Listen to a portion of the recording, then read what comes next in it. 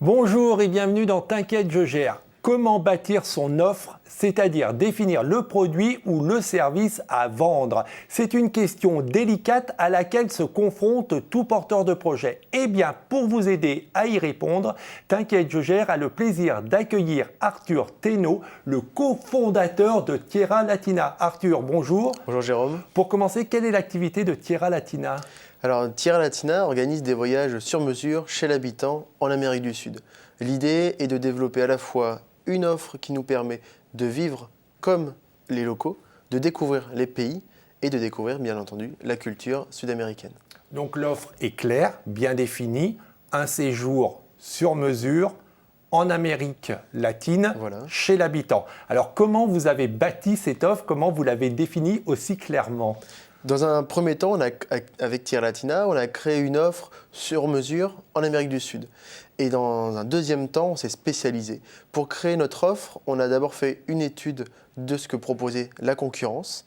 Et le fait qu'on ait vécu pendant plusieurs années au Pérou, en Colombie et en Argentine nous a permis d'avoir une approche concrète du terrain.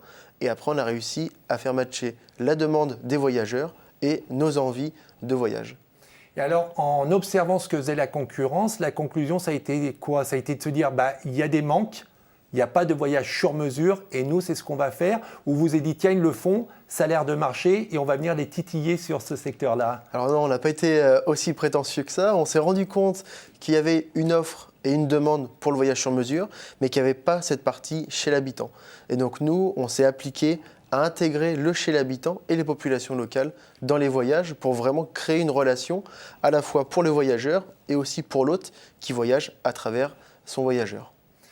Est-ce qu'il y a des outils pour aider? Alors, vous travaillez dans le secteur économique du voyage, mais si on élargit à tous les secteurs d'activité, est-ce que vous avez pu vous appuyer sur des outils pour bâtir votre offre? On s'est principalement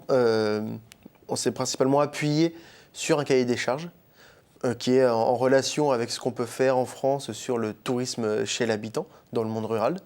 Et notre étude de marché très poussée, à la fois de l'offre et de la clientèle. C'est vraiment les trois outils principaux qu'on a utilisés pour créer une offre qui répond aux envies des voyageurs, à une structure économique et aussi à nos connaissances. Il y avait quoi dans le cahier des charges? Ah, ça c'est une recette magique. Dans le cahier des charges, il y avait à la fois une envie d'accueillir. Il faut que ce soit une démarche des populations locales d'accueillir.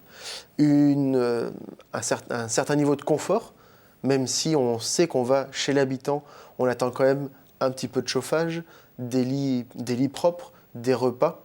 Voilà, c'est les quelques idées que je peux vous donner. Donc aujourd'hui, c'est l'offre actuelle. Est-ce que ça a été tout de suite la bonne offre ou est-ce qu'il y a eu une offre avant et vous vous êtes rendu compte qu'elle n'était pas très bien adaptée, que donc il a fallu l'améliorer pour qu'elle réponde davantage au secteur d'activité et à votre marché?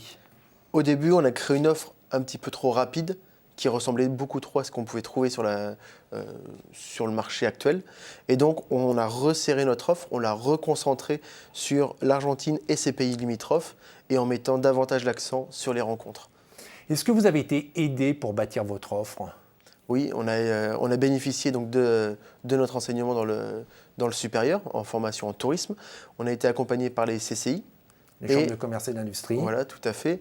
Et également nos enseignants qui étaient là pour nous accompagner et nous remettre dans le droit chemin. À la lumière de cette expérience, quelles sont les difficultés que vous avez rencontrées? Quel est le principal obstacle auquel on se heurte lorsqu'on veut bâtir une offre? À notre expérience. À votre expérience, au manque d'expérience, non? Le manque d'expérience, ouais. Et à la fois une opportunité, parce qu'on a peu de préjugés, mais aussi un risque, puisqu'on a moins de connaissances. La partie diffusion. Donc, juste pour bien récapituler et être clair, donc le fait de ne pas avoir d'expérience, c'est à la fois difficile parce qu'effectivement, on n'a pas le recul pour bien bâtir une offre, mais à la fois, c'est un super champ, une belle opportunité parce qu'on ne se met aucune barrière. Voilà, tout à fait. Et je pense qu'il faut même plus s'appuyer sur l'opportunité parce qu'on n'a pas de limite. On n'a pas de préjugés, d'idées préconçues. Donc on y va à fond. On y Donc va à ça, fond, le premier défi à relever, le manque d'expérience, mais qu'on relève assez facilement. Est-ce qu'il y a eu d'autres difficultés pour bâtir cette offre? C'est arriver à se sortir de ce qui se propose actuellement sur le marché pour mettre en avant notre valeur ajoutée. Un dernier petit conseil pour bâtir une offre, où on a fait à peu près le tour de la question. Je pense qu'on a fait le tour, il faut être patient. Toutes les offres ne sont pas bonnes, mais dans tout notre portefeuille d'offres, entre guillemets, il y en a forcément qui vont faire mouche chez des voyageurs potentiels. Arthur, merci beaucoup. Merci Jérôme. Bonne continuation.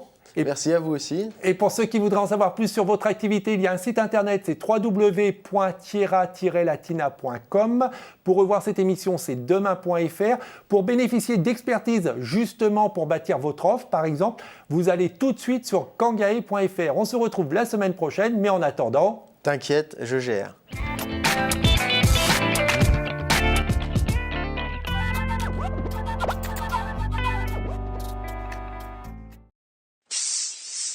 Thank you.